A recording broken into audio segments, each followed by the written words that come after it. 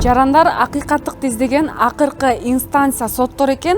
Биз бүгүн кесиптешим менен дал ушул Бишкек шаарынын 1-май райондук сотуна келдик.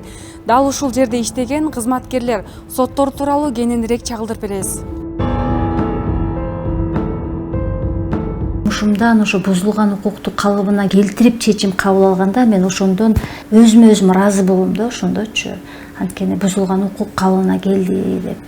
Аида Апысова 1981-жылы Жалал-Абад облусунун Сузак районуна караштуу Благошенко айылында туулган. 1998-жылы номер 20 Гайдар атындагы орто мектепти аяктаган. Ошол эле жылы Кыргызстан эл аралык университетинин юридикалык факультетинин юриспруденция адистигине тапшырып, 2004-жылы университетти аяктаган. Юридикалык факультетине тапшырып, укуктануу боюнча тапшырып, эмгек жолумду 2002 жылы ошо райондук соттон, шаардык соттон баштагам.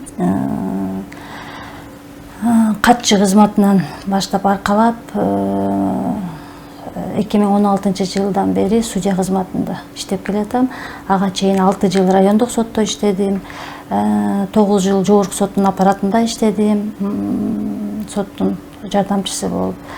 Мына 8 жылдан бери судья кызматын аркалап келатам. Мындан 2 жыл мурун Аида Апысова Жалал-Абадтан Бишкек шаарынын 1-май райондук сотуна судья болуп келген. Элдин үмүттүүлүгүн актоо үчүн кыйынтыксыз иштешибиз шарт дейт судья.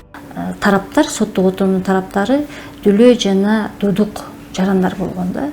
Ошол соттук отурумду алып баруу бир өзгөчө болгон мен үчүн практикамда. Анткени ага котормочу керек, анткени сен деген процессуалдык мыйзамдарды туура которуп бердиби, аларга жеткиликтүү болдубу, алар өз оюн жеткиликтүү мага айтып бердиби деген тынчсыздануу, ошол эле учурда адилеттүү чечим, алар үчүн адилеттүү чечим чыгаруу, ошолдой бир практикамда ошондой үй бүлөлүк талаш тартыштар болгон. 2017-2018 жылдары Токтоматов атындагы эл аралык университетинин юриспруденция кафедрасында сырттан окутуучу болуп эмгектенген. Укук тармагында илимий изилдөөлөр менен алектенип, илимий макалаларын жарыялаган. Учурда жолдошу менен 2 уулду тарбиялап келет. Аялдар үчүн жеңил деп айта албайм. Анткени аялдын түйшүгү үй бүлөдө дагы абдан орду чоң.